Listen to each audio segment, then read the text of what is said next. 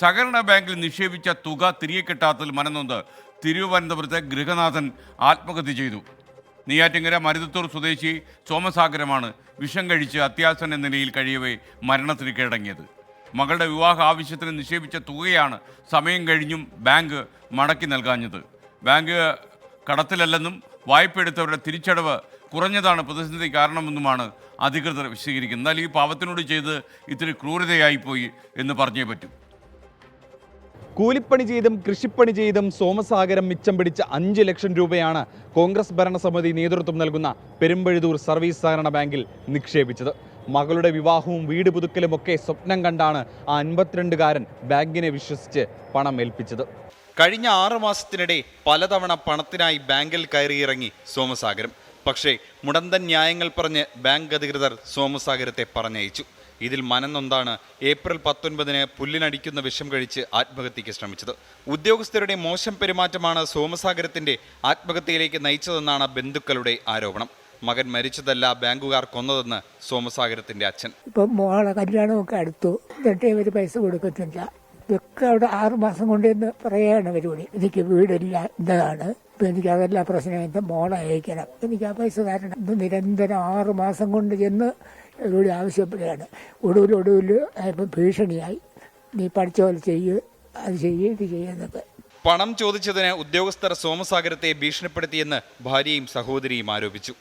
3 മാസം കൊണ്ട് ബാങ്കിൽ കയറി ഇറങ്ങി. അവർ ഇന്ന് തരാം, നാളെ തരാം, അടുത്ത ആഴ്ച തരാമെന്ന് പറഞ്ഞ് അവർ വിടണമല്ലാതെ ഒരു അനക്കവും ഇല്ല. പോലീസിൽ കേസ് കൊടുക്കുമെന്ന് പറഞ്ഞിട്ട് അവർ ഒരു അനക്കവും ഇല്ല. മകളുടെ ആവശ്യത്തിന് വീട് പണിക്ക് വേണ്ടിയാണ് ഇട്ടിരുന്നത്. ഞാൻ ചോദിച്ച അണ്ണ എന്തിനിങ്ങനെ ചെയ്തതെന്ന്. അപ്പോഴെൻ്റെ അടുത്ത് പറഞ്ഞു, ഇവിടെ നിനക്കൊന്നും അറിഞ്ഞുകൂടാ, ഞാൻ ഇത്തരം പൈസ നിക്ഷേപിച്ചിരിക്കുന്നു ബാങ്കിൽ. ചോദിച്ചപ്പോൾ അവർ ഇങ്ങനെ ഒരു ഭീഷണി പോലെ സ്വരത്തിലാണ് സംസാരിക്കുന്നത് എന്ന് പറഞ്ഞ് അതിന്റെ പ്രയാസം ഒന്ന് പറഞ്ഞ് 1 ലക്ഷം രൂപ നൽകി. 5.39 ലക്ഷം രൂപ നൽകാനുണ്ട്. സോമശേഖരൻ ബാങ്കിലെത്തിയ സമയം ഗുരുതരാവസ്ഥ ബോധ്യപ്പെട്ടിരുന്നില്ലെന്നാണ് സെക്രട്ടറിയുടെ വിശദീകരണം. ലോണുകൾ തിരിച്ചു കിട്ടാത്ത ബുദ്ധിമുട്ടാണ്. മാക്സിമം എല്ലാം ലോണിലാണ് ഇൻവെസ്റ്റ് ചെയ്തിരിക്കുന്നത്. ഇയാൾ ഇതുവരെ ഞങ്ങളോട് വന്ന് പ്രശ്നങ്ങൾ ഉണ്ടാക്കിയിട്ടില്ല. വരുമ്പോൾ ഞങ്ങൾ വരുന്ന കളക്ഷന്റെ ഒരു ഭാഗം കൊടുക്കുമായിരുന്നു. പക്ഷേ ഇതുവരെയും ഇങ്ങനൊരു ഈ ഒരു രീതിയിലോട്ട് പോകുന്ന ഒരു കാര്യം ഞങ്ങളോട് പറഞ്ഞിട്ടും ഇല്ല.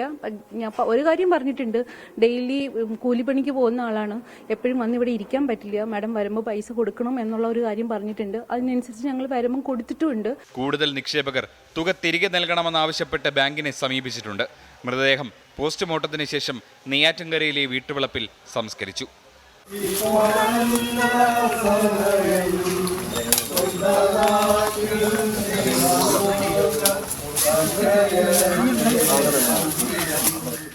വയലിൽ കിളച്ചും മുണ്ടുമുറുക്കിയും മിച്ചം പിടിച്ച പണമാണ് സോമസാഗരം സഹകരണ ബാങ്കിൽ നിക്ഷേപിച്ചത്.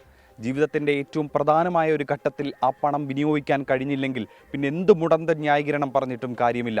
പണമോ കിട്ടിയില്ല, ആ കുടുംബത്തിന് നീതിയെങ്കിലും കിട്ടണം. നെയ്യാറ്റിൻകരയിൽ നിന്നും അഭിലാഷ് തൊഴുവങ്കോടിനൊപ്പം അജീഷ് കുമാർ, 24. പൊതുജനം കഴുതയല്ല സാർ. എന്തായാലും സങ്കടകരമായ കാര്യം തന്നെയാണിത്. ആ ഒരു നിക്ഷേപകൻ അദ്ദേഹത്തിൻ്റെ അത്യാവശ്യത്തിന് പണം മടക്കി കിട്ടിയില്ല എന്ന് പറഞ്ഞാൽ പിന്നെ നിക്ഷേപിച്ചിട്ട് എന്താ കാര്യം?